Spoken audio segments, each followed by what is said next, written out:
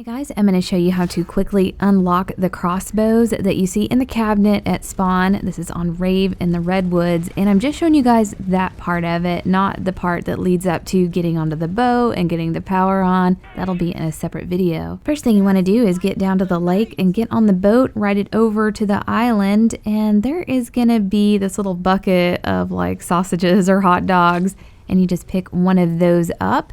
And then you can head out and zip line back to the main area. Once you pick up one of those hot dogs, it's going to be like your left button or left trigger, depending on how you have your controller set up.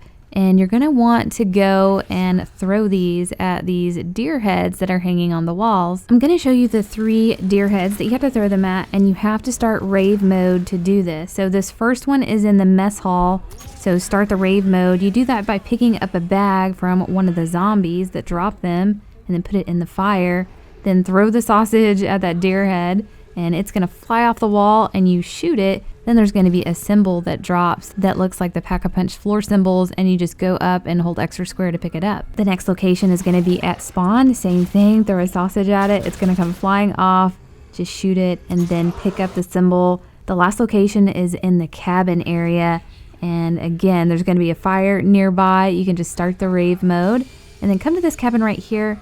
Going to be that deer right there. He's going to fly out, and then you're probably going to have a slasher on you, so be really careful. After you get the slasher out of the way and you shot the deer, you can go and pick up that last symbol, and you're going to see that Polaroid picture pop up letting you know you've completed all 3. Now you can go back to spawn and go to that cabinet that has the crossbows in it, and it's just going to say, hold extra square to unlock. And you just do that, it's going to bust open and you can pick one up for free. You cannot throw this bow into the Pack-a-Punch machine, but you can definitely upgrade it, and we are working on those steps right now, and I'll be uploading a video once we get those completed. But I hope this helped you guys out, and we'll see you next video.